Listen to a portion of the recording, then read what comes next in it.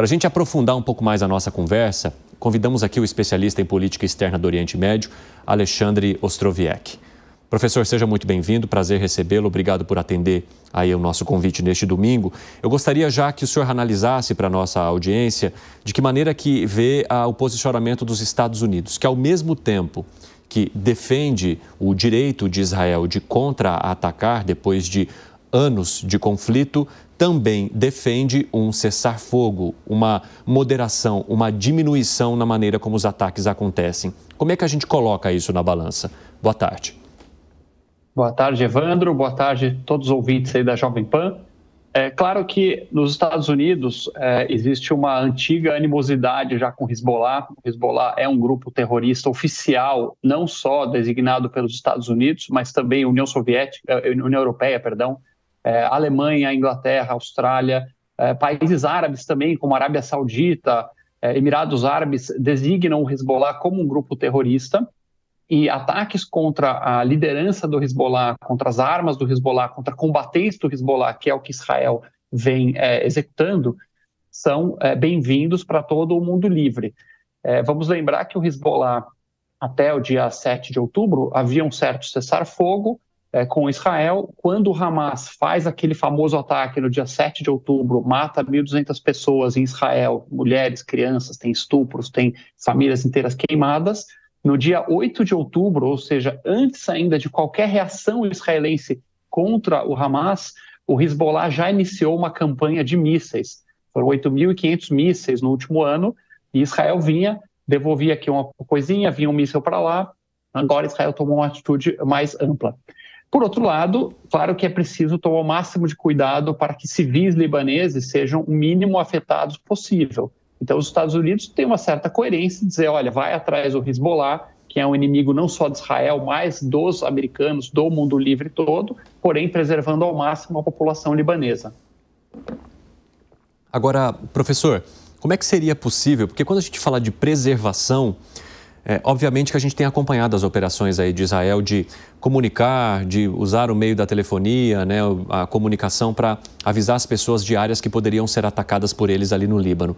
Mas é possível você fazer ataques que atinjam apenas QGs, que atinjam apenas estruturas do grupo terrorista e não civis como um todo? Olha, nenhuma guerra na história, infelizmente, ocorre 100% entre combatentes. Não tem nenhum caso. Existem estudos que falam aí que normalmente você tem para cada combatente morto em guerras, no geral, de 3 a 4 civis, que infelizmente também são atingidos. Isso ocorreu em todo tipo de guerra.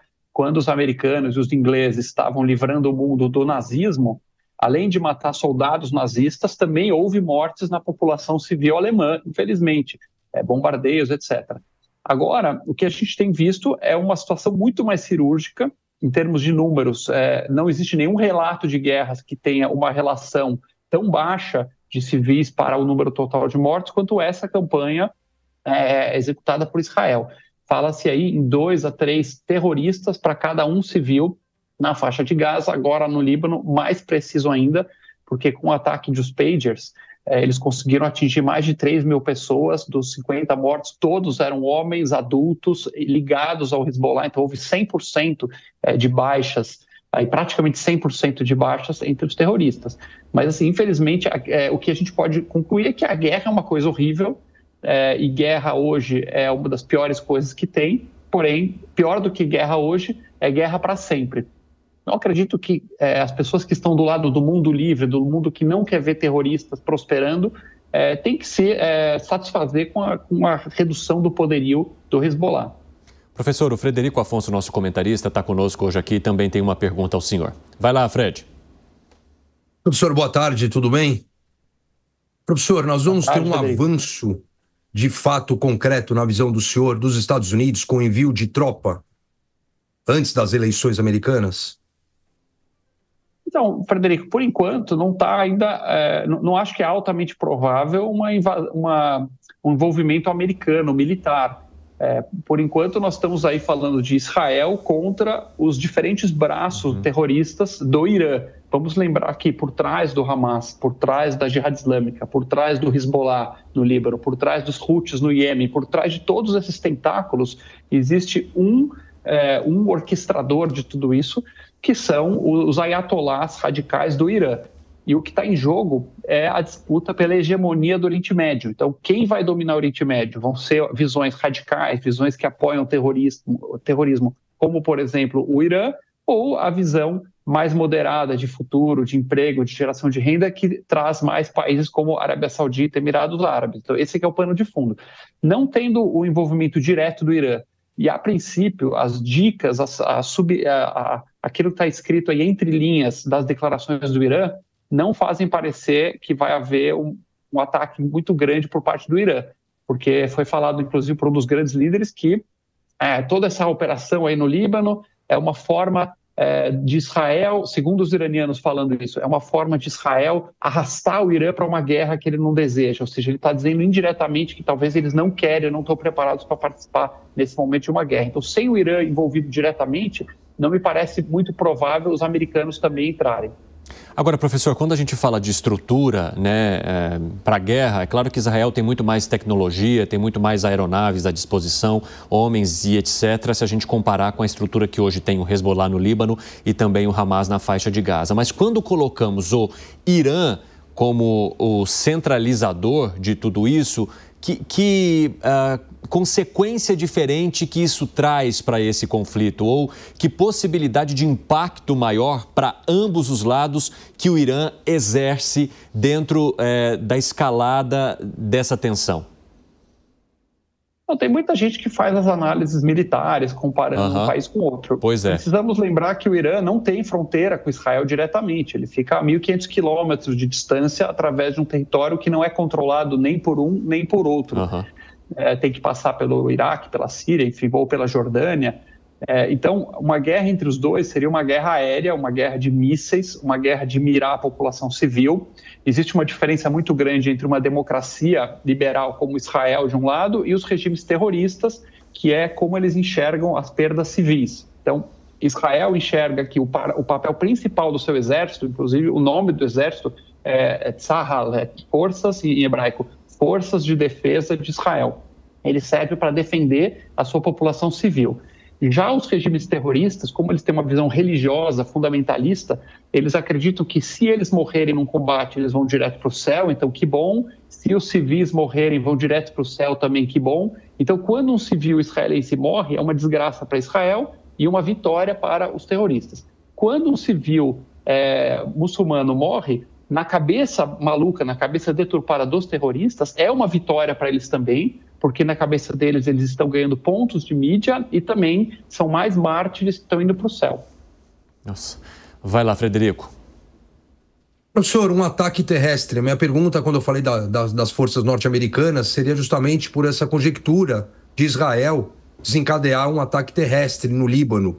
Por outro lado, alguns apontam que o Hezbollah tira força aí para fazer frente a esse ataque terrestre. Foi nesse sentido que eu imaginei, talvez de um apoio de alguma tropa já contundente. O Irã já convocou tropas justamente, mesmo que seja mais midiática nesse sentido, né? Como é que o senhor analisa essa questão desse embate terrestre no Líbano?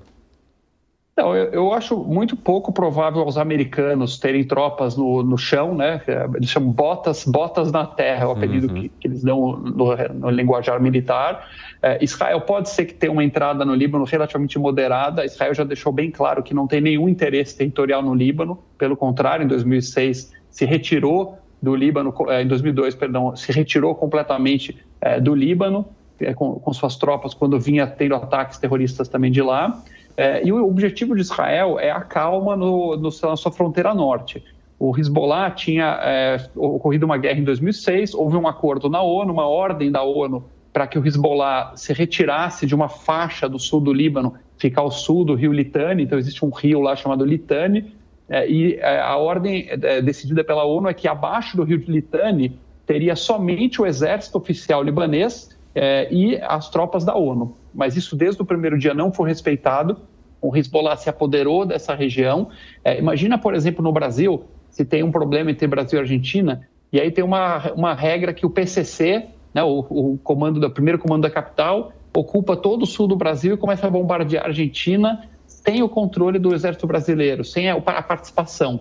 e o Brasil não teria como controlar o PCC nesse sentido. É mais ou menos isso que acontece no Líbano. Existe uma população do Líbano que quer viver em paz com Israel e com os vizinhos, mas existe um grupo terrorista mais forte que o próprio exército do país. Agora, professor, o senhor mencionou, né, que qualquer pessoa que seja contra grupos terroristas teria de apoiar nesse momento, então, as ações que são feitas por Israel para exterminar toda essa estrutura que há ali ao redor de mais de um grupo terrorista que atua naquela região. O próprio ministro Benjamin Netanyahu, ao falar na Organização das Nações Unidas, também disse que esse é um projeto de Israel para garantir que a sua população possa permanecer em segurança naquele local. Mas a gente sabe que, historicamente, muitos desses países que estão ao redor de Israel o enxergam como um intruso ali. O senhor acredita, no longo prazo, na possibilidade de que essas ações possam funcionar como realmente uma barreira de proteção para essa população ou para a permanência de Israel ali sem ataques, sem novos conflitos? Porque a impressão que dá é que esses conflitos eles vêm em ondas. Então, em determinado momento há uma escalada, há essas guerras e esses ataques e contra-ataques, depois a situação dá uma amenizada. Depois volta a crescer por conta da insatisfação desses países com a permanência de Israel ou com a ocupação de áreas que eles dizem que Israel promove ali naquela região. Como é que o senhor vê a possibilidade de uma solução, entre aspas, a longo prazo? Eu acho, Evandro, que tem uma briga entre duas visões do Islã. É uma batalha pelo coração do islamismo. São mais de 1 bilhão de muçulmanos, são mais de 500 milhões de árabes na região. E tem duas correntes de pensamento. Uma corrente, que é a corrente, inclusive, Arábia Saudita, Emirados Árabes, Jordânia, Egito, que assinou acordos com Israel, ou seja, pensa quantos mísseis foram jogados da Jordânia para Israel e vice-versa nos últimos 50 anos? 0. E do Egito para Israel nos últimos 50 anos? 0. Por quê? Porque existe lá acordos de paz e Israel, desde o início, está na sua declaração de independência, dizendo lá claramente escrito: nós estendemos a nossa mão de paz para todos os nossos vizinhos para construir um Oriente Médio próspero. Então, existe essa corrente que vai dizer, olha, os judeus são nossos primos aqui, inclusive assinaram os acordos de Abraão, que simboliza isso, sobre o patrocínio na época do presidente Trump. A Arábia Saudita, alguns países da Arábia Saudita ainda não, com Israel, assinando tratados de paz. E dizendo assim, olha, os judeus vêm daqui, a antiga Judéia é exatamente esse território, ou seja, os judeus estão aqui há mais de 3 mil anos, muito antes do Islã já tinha judeus, já tinha um Estado independente lá de Judá, que era o Estado, todo mundo que acompanha aqui Bíblia, né? Rei Davi, Rei Salomão, essa é a terra nativa, ancestral dos judeus, então o pessoal que entende dessa forma. E o outro lado, que é o lado radical, que fala que o mundo tem que ser uma guerra permanente, que o Islã tem que se espalhar e conquistar todas as terras e converter todo mundo, começando por quem está mais perto. Quem está mais perto é Israel. Então, essa batalha, e não adianta a gente ficar falando, não faz nada, porque daqui a pouco, porque vai ter outra rodada de violência. Não é assim. Imagina se nos anos 40 o pessoal falasse, cara, não vamos matar Hitler, não vamos atacar os nazistas, porque depois vem outra rodada de líderes aqui. Nós temos que nos empenhar para que o lado moderado ele vença essa batalha. E tem que ser uma batalha de ideias, uma batalha também de força militar. O Ocidente, o mundo livre, não pode estar desarmado, não pode estar indefeso diante dos radicais. Professor Alexandre Ostrowiecki, muito obrigado por conversar conosco aqui durante todo esse tempo, nessa edição do Fast News de domingo. Até a próxima, as portas estão sempre abertas. Obrigado, Evandro e Frederico, e bom domingo a todos. Bom domingo, até mais.